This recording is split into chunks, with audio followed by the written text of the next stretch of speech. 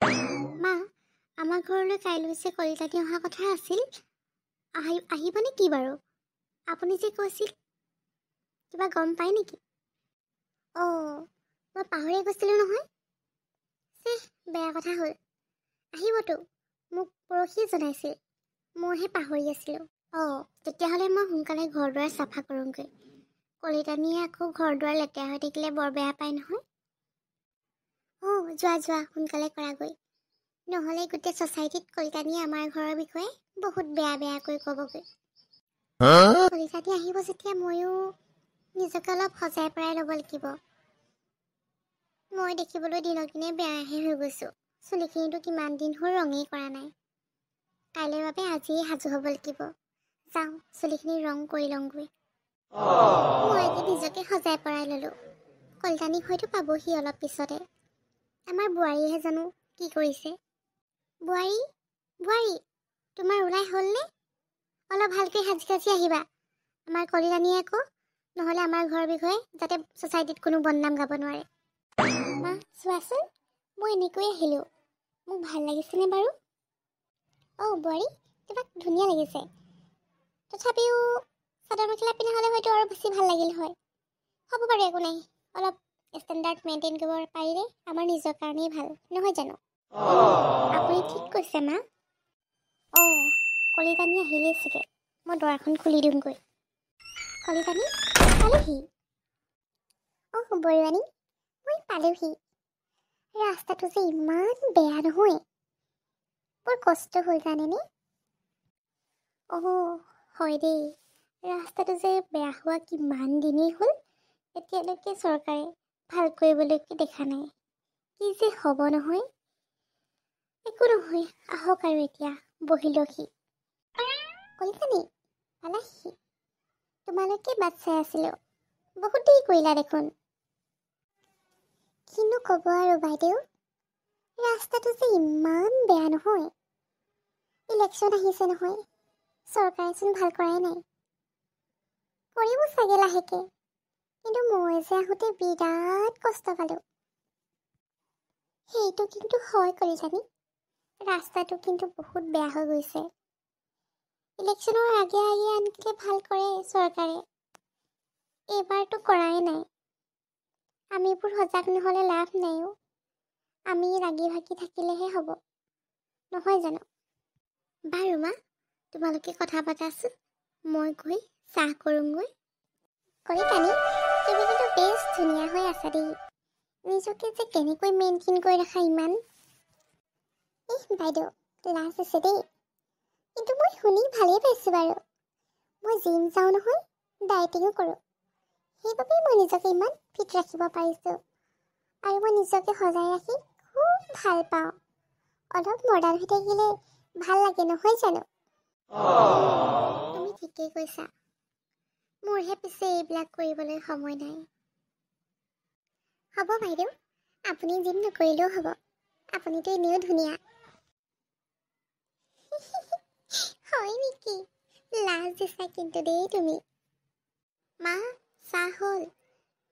কলিতানী, চাহ হ'ল, আহা ভিতৰলৈকে। ব'লা কলিতানী, চাহকণ খাই লওঁগৈ। বাইদেউ, নাই, আহিম বুলি ভাবিয়ে আছিলোঁ। এটা বিশেষ কাৰণো আহি পৰিল, গতিকে ভাবিলোঁ গৈ অহাই ভাল হ'ব। কাৰণটো বেয়া নোপোৱা যদি ক'বা নেকি বাৰু? বাইদেউ, কাৰণটোতো ক'বই লাগিব। আপোনাৰ ওচৰলৈ এটা বিশেষ সহায়ৰ বাবে আহিছিলোঁ। কোৱাচোন, কেনেকুৱা ধৰণৰ সহায়? বাইদেউ, মোক টকা 5 লাখ প্ৰয়োজন হৈছিল। আপুনিতো জানেই, আমাৰ তেখেতৰ কিমান বিজনেছ আছে, আৰু এটা নতুনকৈ আৰম্ভ কৰিব বিচাৰিছে। তাৰ বাবে অলপ পইচাৰ প্ৰয়োজন হৈছিলে। আমি গোটাইছোঁ বাৰু, তথাপিও 5 লাখমান কমি আছে। আপোনালোকে বাৰু দিব পাৰিব নেকি? বাপৰে, 5 লাখ! কলিতানী, তুমিতো জানাই, আমিতো মিডল ক্লাছ মানুহ। আমাৰ হাতত ইমান পইচা নাই নহয়। থকা হ'লে দিলোঁহেঁতেন। কিন্তু তোমাৰচোন হাজবেণ্ডৰ যথেষ্টখিনি বিজনেছ আছে, তাতো তেওঁৰ ভাল প্ৰফিটেই হয়। তেতিয়াহ'লে তুমি আনৰ ওচৰত খুজিবলগীয়া অৱস্থাত পৰিছে যে। বাইদেউ, আপুনি ঠিকেই কৈছে, মোৰ হাজবেণ্ডৰ যথেষ্ট ধন আছে, কিন্তু আমি সেইবিলাক খৰচো কৰোঁ নহয়। এতিয়া অলপতে নতুনকৈ 2খনকৈ গাড়ী লৈছোঁ, আকৌ ল'ৰা ছোৱালীকেইটাক বাহিৰত পঢ়িবলৈ পঠিয়াইছোঁ, আকৌ মোৰ জুৱেলাৰী খৰচ আছেই, সেইবিলাক কৰোঁতেওতো টকা যায়। গতিকে এতিয়া অলপ টকাৰ প্ৰয়োজন হৈছে, সেইকাৰণেহে বিচাৰিছোঁ। কল্যাণী, আপুনি 5 লাখ টকা বিচাৰিছে যে? বিচাৰিছোঁ, সেইটোতো কি ডাঙৰ কথা। 5 লাখ টকাহে, মইতো সেইবিলাক মোৰ হাত খৰচতে খৰচ কৰি থাকোঁ। আপোনালোকে যে আৰু অলপ বেছি কৰিছে। কল্যাণী, কথা এটা কওঁ, বেয়া নাপাব। আপুনি পইচা খুজিবলৈ আহিছে, সেইটো কোনো বেয়া পোৱা কথা নহয়, কিন্তু আপুনিও জানে আমি হৈছোঁ মিডল ক্লাছ মানুহ। আমি যেনে তেনে দুবেলা দুসাঁজ খাই ভালদৰে কাৰো হাতত কাকো নোখোজাকৈ চলি আছোঁ। তেনেস্থলত 5 লাখ টকা আমি আপোনাক তেনেকৈ দি দিব নোৱাৰিম। কল্যাণী, মোৰ বোৱাৰীয়ে ঠিকেই কৈছে। তোমাক ময়ো কথা এটা কওঁ, তুমি যে জুৱেলাৰী নামত ইমান পইচা খৰচ কৰা, সেইখিনি যদি তুমি সাঁচি ৰাখিলা হয়, আজি এনেকৈ লোকৰ ওচৰত হাত পাতিবলগীয়া নহ'লহেঁতেন। তোমাৰ হাজবেণ্ডৰ ইমান ধুনীয়া বিজনেছ আছে আৰু নতুনকৈ ষ্টাৰ্ট কৰিব বিচাৰিছে, ভাল কথা, কিন্তু এই ক্ষেত্ৰত তুমিহে তেওঁক ছাপোৰ্ট কৰিব লাগিছিল। তুমি অযথা খৰচ কৰাবোৰ কমাই ভালদৰে যদি টকা পইচাকেইটা ভাল কামত খৰচ কৰিলা হয়, নহ'বা সাঁচি থলা হয়, আজি তোমাৰ কিমান কামত আহিল হয়, ভাবাচোন বাৰু। সাধাৰণ পইচাকেইটাৰ কাৰণে আপুনি মোক ইমান কথা শুনাইছে বাইদেউ, মই বৰ দুখ পাইছোঁ। মায়ে আপোনাক কথা শুনোৱা নাই কল্যাণী, মায়ে সঁচা কথাই কৈছে। আপুনিয়ে ভাবকচোন বাৰু, আপুনি যদি আজি অযথা খৰচ নকৰিলেহেঁতেন, তেতিয়া জানো আমাৰ ওচৰতো এনেকৈ খুজিবলৈ আহিবলগীয়া হ'লহেঁতেন? আমাৰ দিবলৈ ইমানখিনি সামৰ্থ্য নাই নহয় বাইদেউ, আপুনিও জানেই দেখোন। কল্যাণী, মই তোমাক কথা শুনাইছোঁ বুলি নেভাবিবা, তোমাক বুজাইছোঁহে।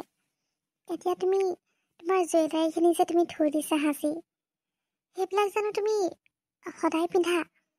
কেতিয়াবাহে পিন্ধা, আৰু এবাৰ পিন্ধাৰ পিছততো তুমি সেইবিলাক নিপিন্ধাও। গতিকে সেইবিলাক অদৰকাৰী বুলি নকৈ কি বুলি ক'মনো বাৰু? তুমি বুজিছানে বাৰু মই কি ক'ব বিচাৰিছোঁ? বাইদেউ, বুজি পাইছোঁ। মোৰে ভুল হৈ গৈছিল। মই নিজকে মডাৰ্ণ দেখাবগৈ, নিজকে বহুত ধনী দেখাবগৈ অযথা বস্তু কিনো, আৰু সেইবিলাক মই ব্যৱহাৰো নকৰোঁ তেনেকৈ। কেতিয়াবা কিনা বস্তু কিনা ভাগেই থাকে, কিন্তু মোৰ চখ পূৰাবৰ কাৰণেই মই এইবিলাক কিনো। এতিয়া বুজিছোঁ, মোৰ প্ৰয়োজন নোহোৱা বস্তুবোৰ কিনি থকাতকৈ মই পইচাকেইটা সাঁচি থোৱা হ'লে হয়তো আজি লোকৰ ওচৰত এনেকৈ হাত পাতিবলগীয়া নহ'লহেঁতেন। আৰু সঁচা কথা ক'বলৈ গ'লে মোৰ হাজবেণ্ডৰ বিজনেছো বহুত ডাউন চলি আছে। মই আপোনালোকৰ আগত এইবিলাক ক'ব বিচৰা নাছিলোঁ। এতিয়া মই বুজিছোঁ, মই এতিয়াৰ পৰা আৰু এনেকৈ অযথা পইচা খৰচ নকৰোঁ। হ'ব কল্যাণী, তুমি এতিয়া কান্দি থাকিব নালাগে। এইবিলাক বুজি পাইছা নহয়? তেতিয়াহ'লে আজিৰ পৰা তুমি নিজকে শুদ্ধ কৰিবা। মোৰ ভাল লাগিছে তুমি যে বুজি পালা। ব'লা এতিয়া চাহকণ খাই লওঁ, ঠাণ্ডাই হ'ল চাগে। মা, চাহকণ ঠাণ্ডাই হৈ গ'ল, মই গৰমকৈ আনিছোঁ, আৰু মোৰো মনটো বহুত ভাল লাগিছে।